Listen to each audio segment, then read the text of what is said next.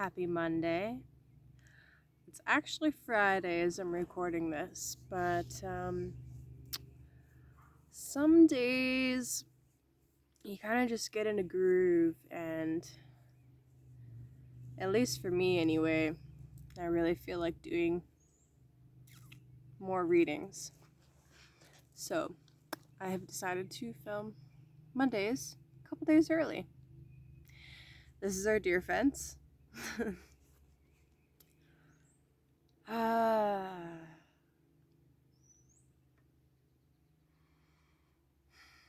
love being out here.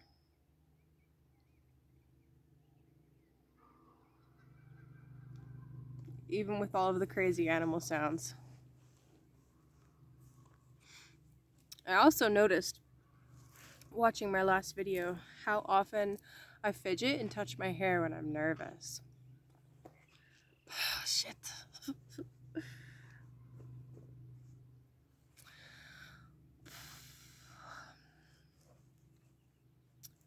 So by the time this is posted, Pluto, Saturn, Jupiter have all gone retrograde. We've had our first eclipse of the year.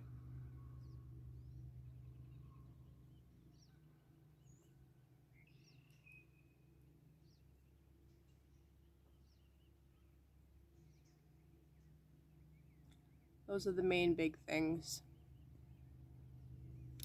I didn't really focus much on the astrology leading up to today, so I'm just gonna leave it at that. There's a bunch of shit retrograde now, specifically Saturn.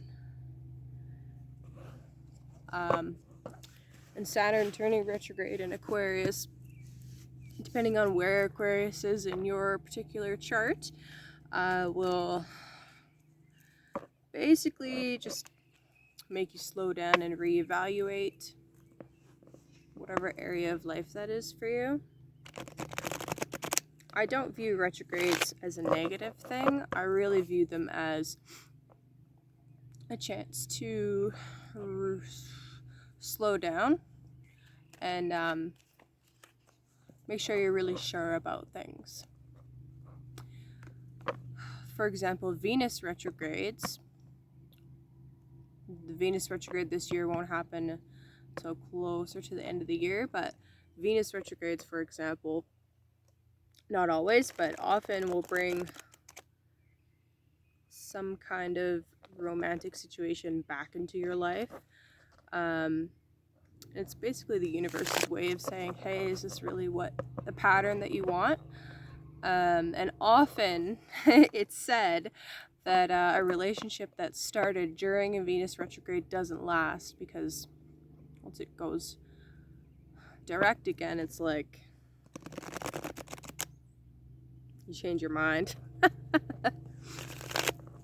Anyway, so Saturn retrograde especially is kind of like going back and making sure that you've dotted the I's and crossed the T's and paid extra special attention to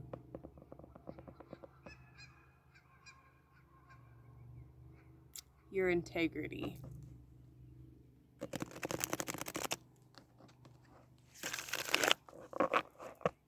So anyway, so because I'm in, I don't know, I'm in the mood to read, I'm gonna do a special reading for this week.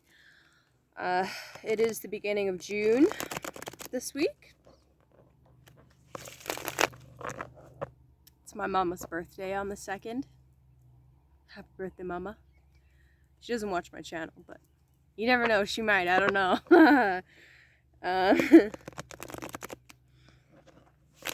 Yeah, so happy birthday to all the Geminis out there.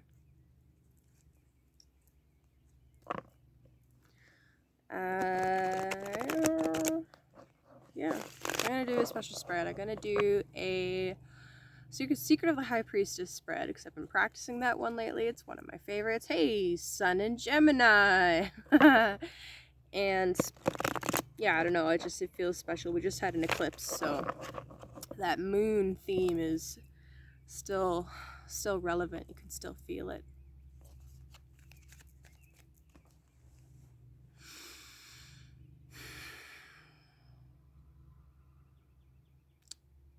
So let's say a little prayer, shall we?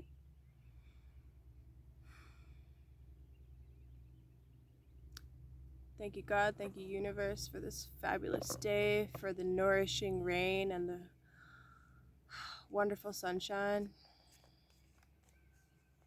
Thank you for the abundance of nature, for teaching us valuable lessons through our interaction with nature. Please allow me to connect to the collective, to give them a reading that they most need at this time.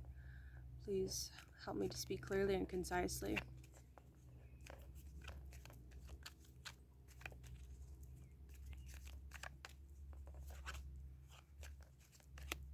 A Rage Against the Machine song just popped into my head. Fuck you, I won't do what you tell me. I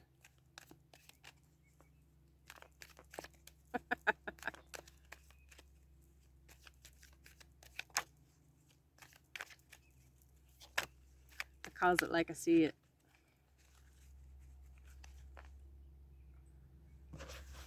Okay, for this week, it's our first card.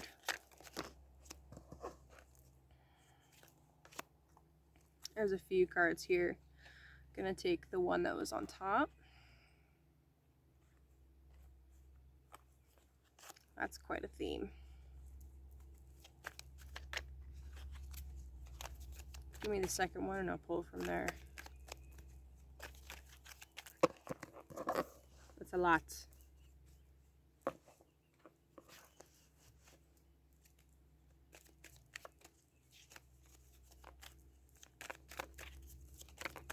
There it is.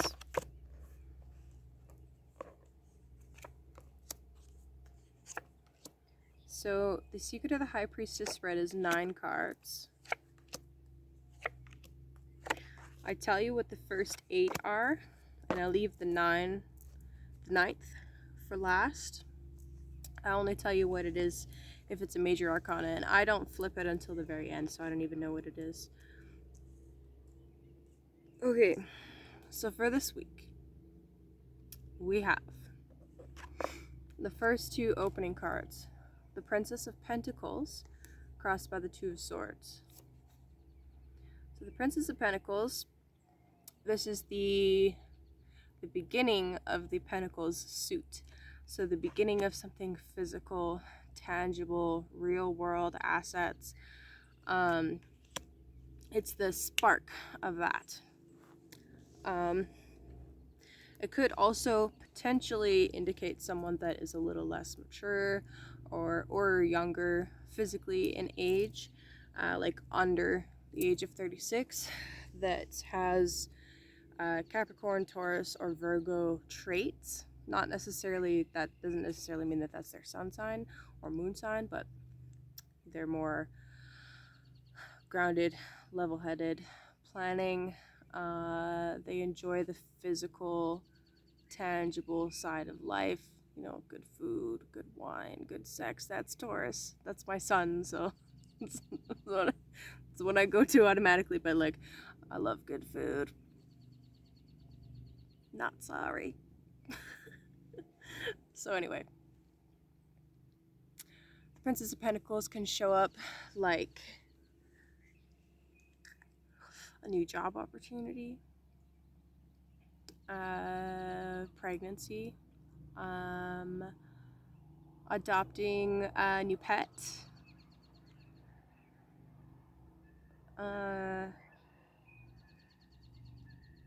new source of income. Whereas the Ace is like the idea of, or the offer. The Princess is like the beginning of it. If that makes sense.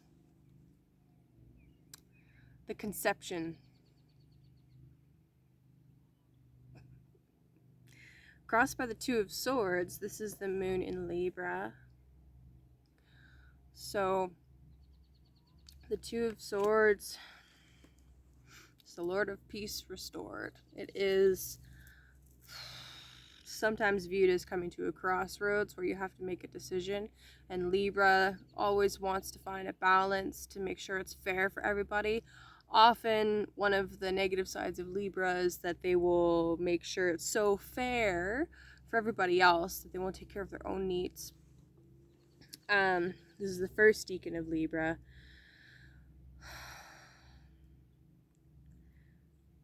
Oftentimes, especially considering this is the decan ruled by the moon, this is moon in Libra, the Two of Swords indicates that the decision can't be made solely based on like empirical data. Sometimes you have to make the decision based on not feeling, but a different kind of knowledge that comes from somewhere other than just your prefrontal cortex. Does that make sense? Not purely a logic decision. This is not the most comfortable on my back, but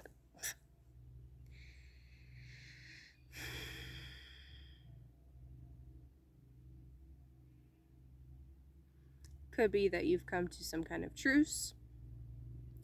Could be that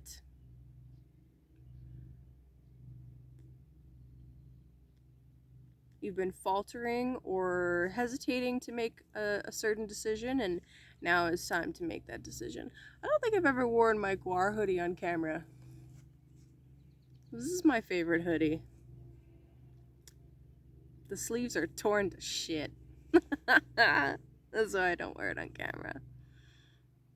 Anyway, so those first two cards kind of indicate why you're coming to the reading, what's kind of happening right now. So there's something new that's showing up. Could even be like a new house. You know, like you sold your house and you bought a new place, new property, new land. And you're kind of wavering on making some decision. The next three cards deal with what your main influence is. What's the main thing that's kind of driving your actions right now, and something that's strengthening that influence and something that's weakening that influence. So the main influence is the Hangman reversed. So this is actually the card of Neptune. Hangman. This is being plunged into the shamanic journey, going into the underworld, going into your own subconsciousness, taking time to meditate, allowing yourself to see things from a different perspective.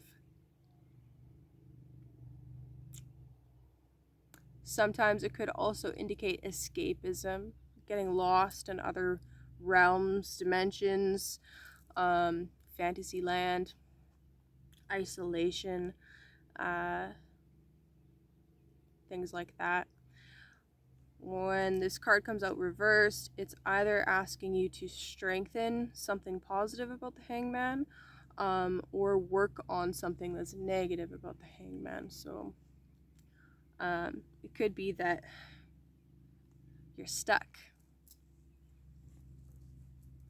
I'm a little bit chilly. It could be that you're stuck. It could be that you're refusing to take a different perspective, or to step into the other person's shoes. It could be that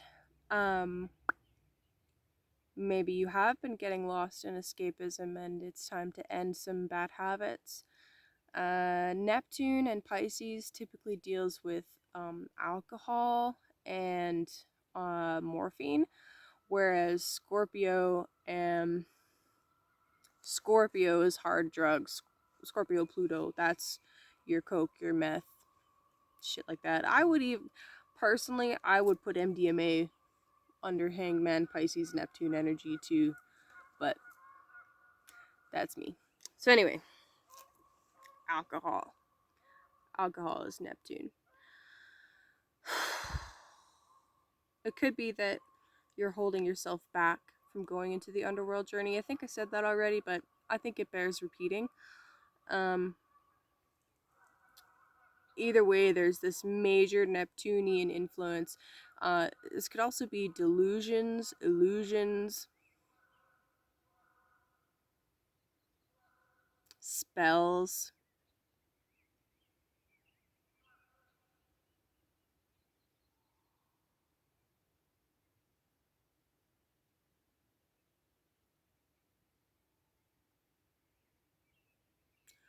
I just got the theme from Fresh Prince of Bel-Air stuck in my head.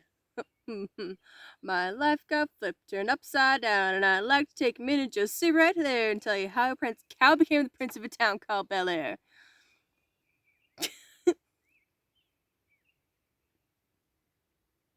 That's funny. Okay, anyway. Something that's something that's strengthening this influence is the Ten of Pentacles. A lot of money. This is the last deacon of Virgo. This is like material rewards.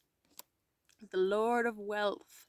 Either you have investments that are paying off very well, or that new property that I mentioned before, you rolling in the dough because of it, or you could be rolling in the dough because of it, and that's one of the things that's got you kind of hesitating and unable to make a solid decision. You could be getting advice, maybe even from a Virgo, on how to invest, and that's kind of what you got. It's got you kind of like, I don't know which way to go with this. This also has to do with your health, both your mental and your physical health. So you could even be talking about, see, there I go, playing with my hair because I'm nervous. Fuck. Shit.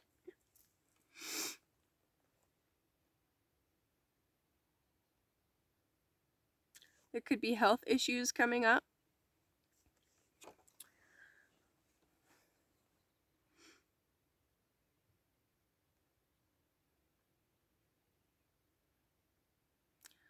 A whistle for a cab. When it came near, the license plate said fresh with the dice in the mirror. Fuck. God damn it, Will Smith. Okay.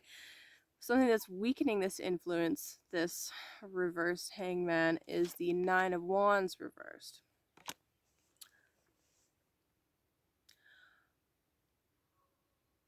So what that means to me, there's a distinct lack of belief in yourself, a feeling of like weakness. Like, that's interesting actually, that I was just struggling with feeling not confident and nervous, and then that's exactly how I'm reading the cards. And this reading is for you, not for me, but I mean, I'm part of the collective too. But so the Nine of Wands reversed is like, you don't see your own strengths, you don't see how you can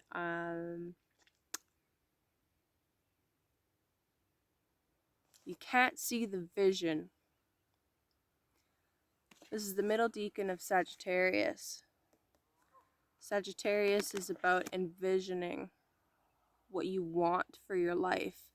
Sagittarius is the adventure, the to far off places. It's the teacher, it's the gurus, it's the visuals.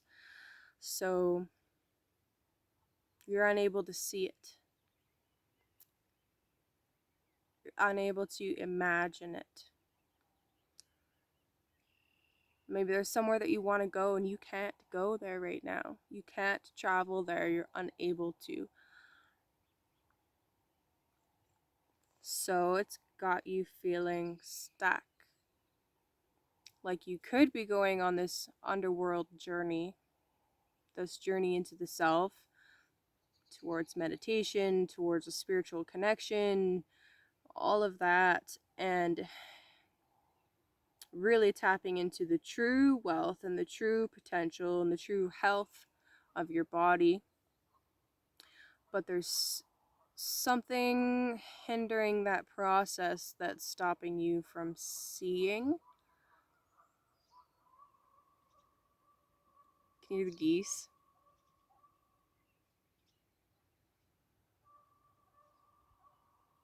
They're funny.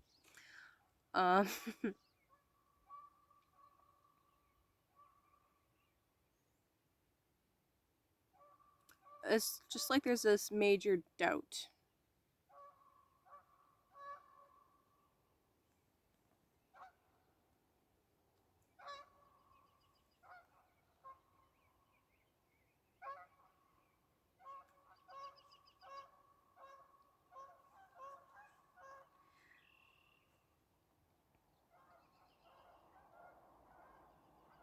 like somebody rained on your parade. Put your internal fires out. The next two cards are interesting. The next two cards are the two pillars beside the High Priestess, the white and the black pillar. Mercy and severity, they're called. The white pillar is what you are conscious of. The black pillar is what you're unconscious of. It could also represent fears and premonitions. So, in the white pillar, we have the Emperor reversed. So this is the card of Aries. It's the divine masculine energy. It is assertiveness. It's a sense of identity, of knowing that these are my boundaries. This is who I am.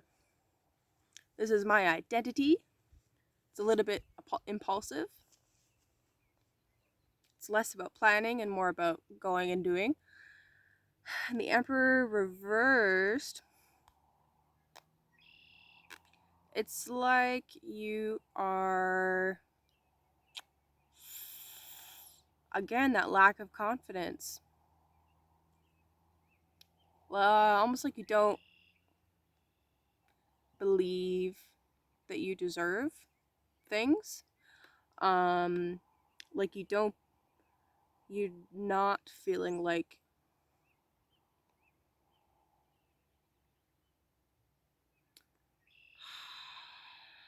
not feeling like you can achieve. Alternatively, you could be witnessing somebody outside of you acting in a tyrannical manner.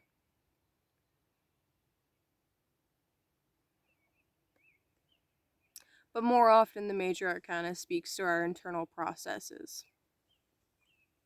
By the way, this is one of the readings that I am offering on Etsy. I have it so that you can do like 3 cards, 4 cards, 5 cards, High Priestess spread. This is the High Priestess spread.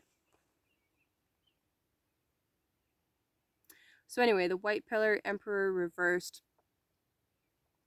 Maybe you are acting a little bit tyrannical, or just in the toxic masculine manner. By the way, toxic feminine is a thing too. In case you're unaware, but instead of being confident and knowing what you want and knowing who you are and going for it, it's like holding yourself back and acting in an underhanded manner, or not knowing who you are, not understanding where I end and you begin, issues with boundaries, that kind of thing.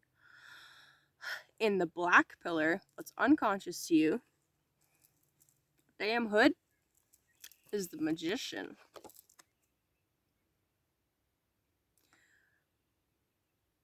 This tells me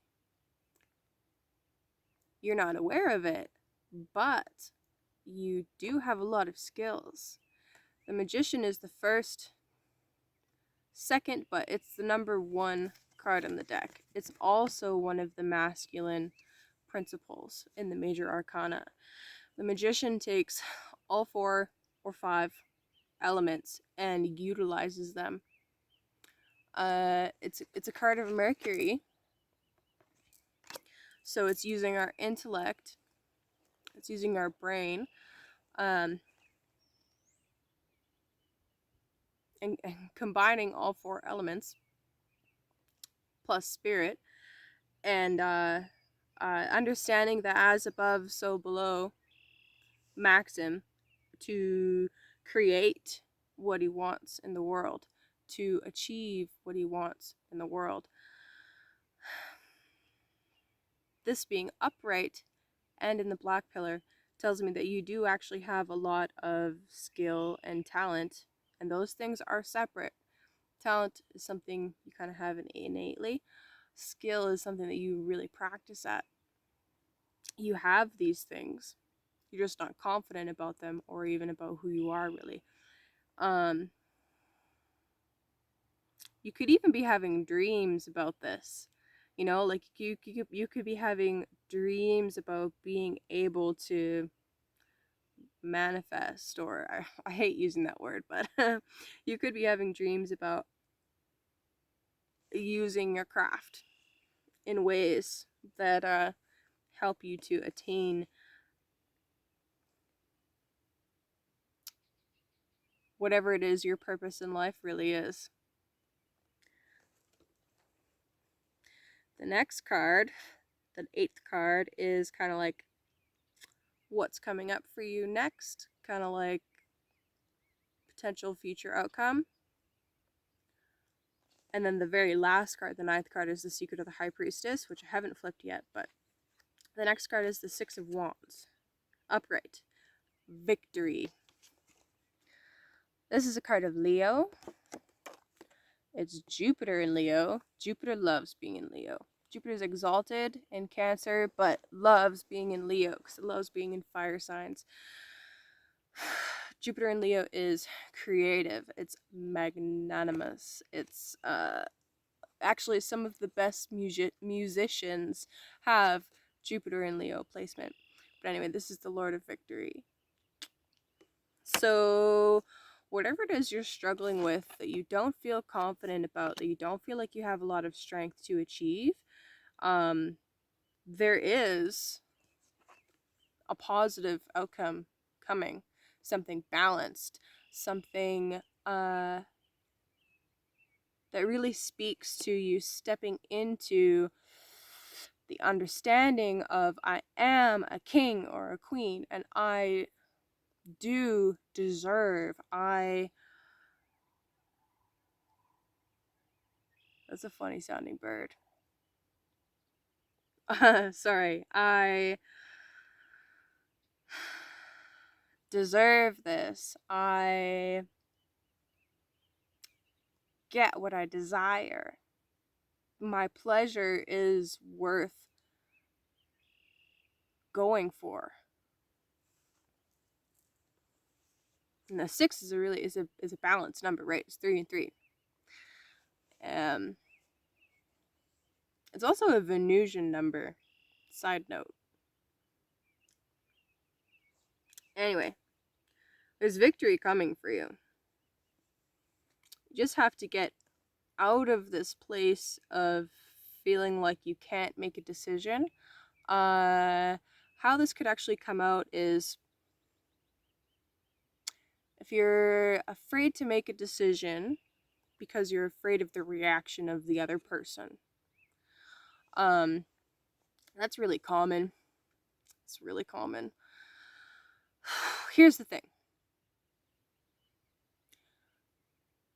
You can't control the emotions of another person.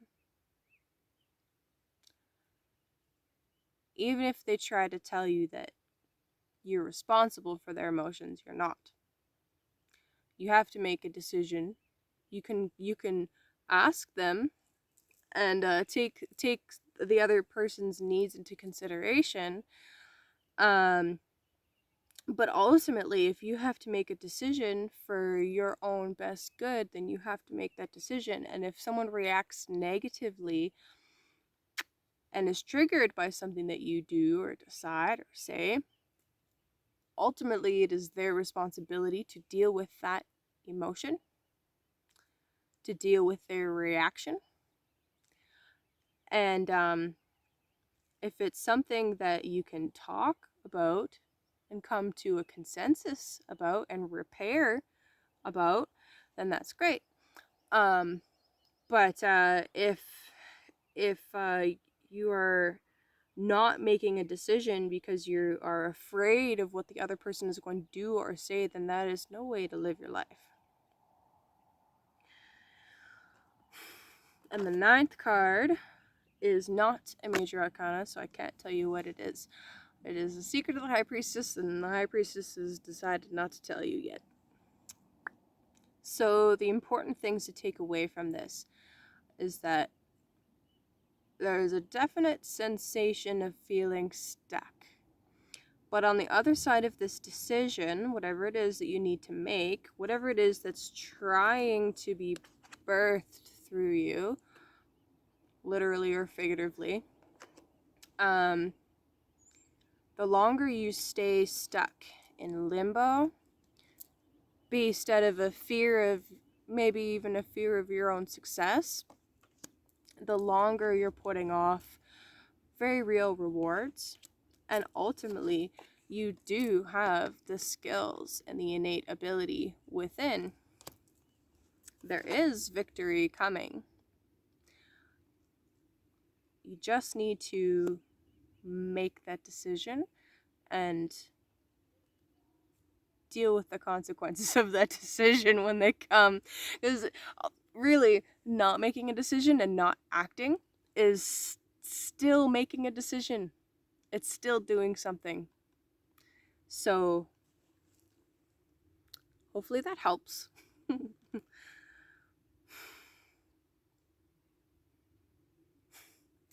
I just came back to the first song, Fuck You, I Won't Do What You Tell Me. Do what you want, okay? Do whatever you want. Just make sure that it's the right decision for you and nobody's forcing you to do it. Okay? Have a wonderful week.